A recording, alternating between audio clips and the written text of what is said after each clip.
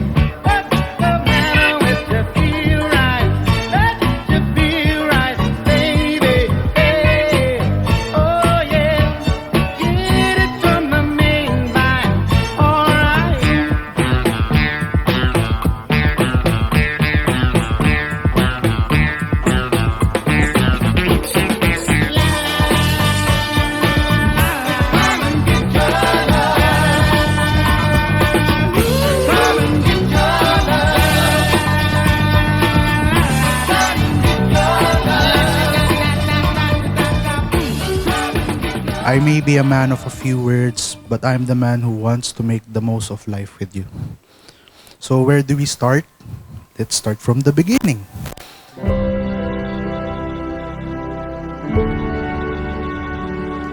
Lagi natin tandaan, ang kasal ay ito'y God's institution.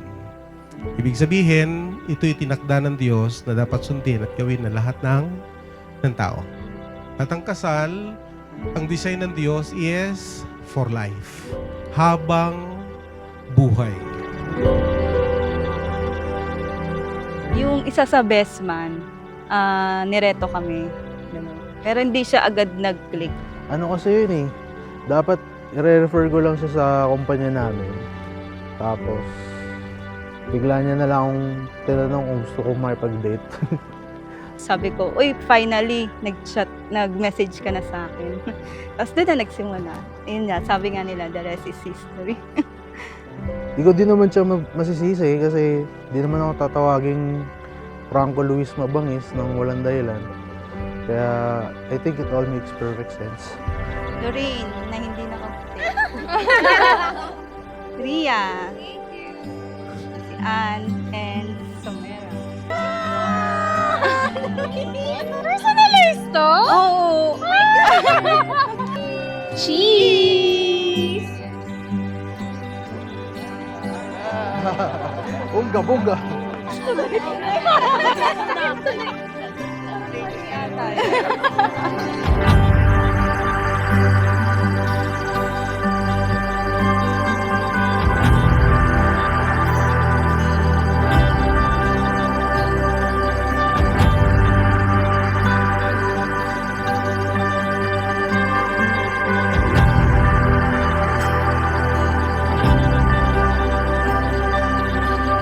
Sa kanya ko lang na experience yung naiyak na.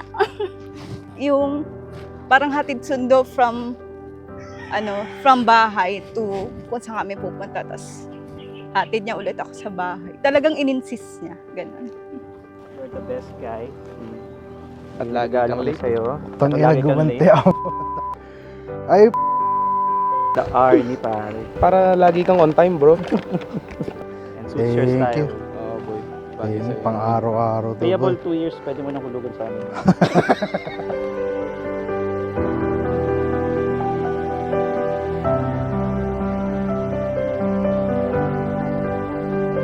Dahil sa sobrang kalala ko siya, alam ko na kung kailan siya magpo-propose. Ang plano kasi nun dapat parang house blessing lang ng tito at tita niya. May kutob na ako, nagmamang-maang na lang ako. Kasi nga, baka hindi niya pa ituloy. Ayun, konting gathering lang ng family ko, family niya. Tapos, doon ako nagtanong na kung pwede niya ba akong pakasalan. Ayun, gusto ko na talaga syempre makasama siya na habang buhay.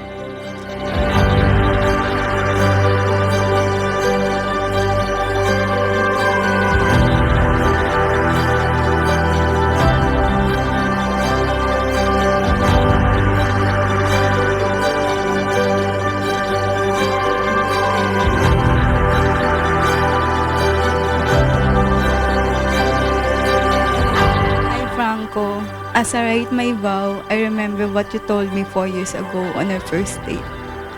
You said na, let's work this out. I remember how nervous I was because at first I didn't think it would work out since I was not in the right place back then. You came into my life in the wrong time but you proved na walang wrong time sa right person.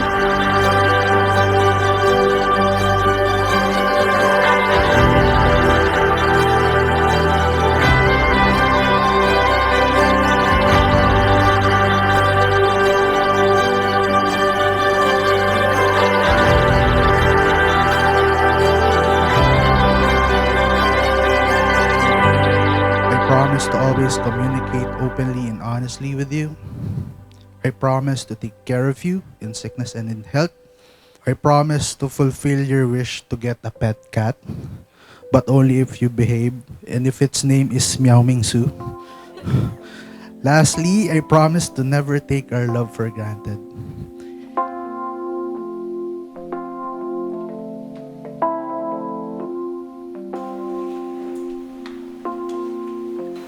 Saying things I don't believe.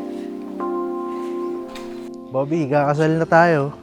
Matagal natin itong pinagplanuhan, matagal din natin itong pinag-isipan. Ngayong araw, makakamit na natin yung gusto natin talaga noon dati pa.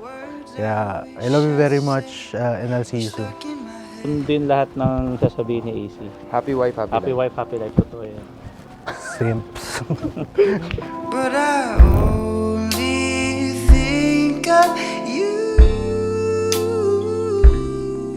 Will we be together soon? Ilang beses ko pinag-pray to for you. Thrown to the wayside. And I'm so happy na nandito ka na sa point ng life mo na to. You really deserve this. As in, you really deserve this. I love you. Love it.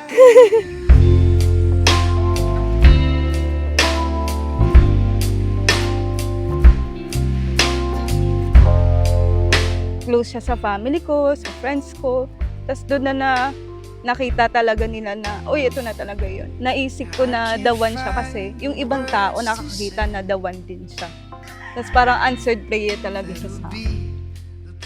It's unfortunate that my parents are not here to celebrate this moment with us today. Naalala ko yung first time na pinakilala kita sa mama ko. Unang meet niyo pa lang noon pero sinabi na agad niya sa akin, in all honesty, na gusto ko daw niya para sa akin. Alam kong totoo ang sinasabi niya kasi sobrang excited siya ikwento sa akin to nung kaming dalawa na lang magkasama. And in that moment, it made me happy because my mom finally knows that I found the right person for me.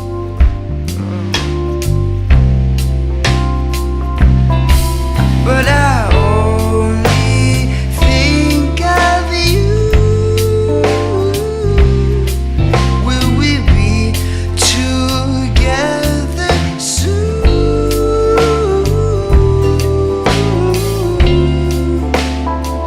Today, I join my life to yours, not simply as your husband, but as your friend, your lover, and your biggest supporter. Let me be your shoulder you lean on and the companion of your life. We've been through a lot, but I know na marami pa tayong challenges na i-face together.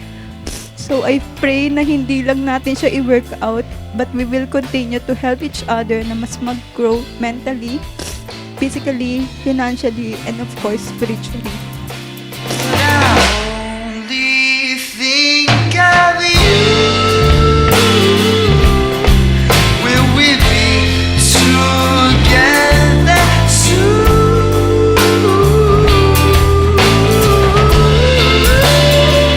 I'm thrown to the wayside. Oh, you're planted in my mind. But I don't wanna be Although you're not just my soulmate, you're also my safe place, my favorite person, and now you're my family. So for my last prayer today, isigay tayo ni Lord sa future plans and future kids natin. I love you and I vow that I will continue to love you every day, my husband. think of you. Will we be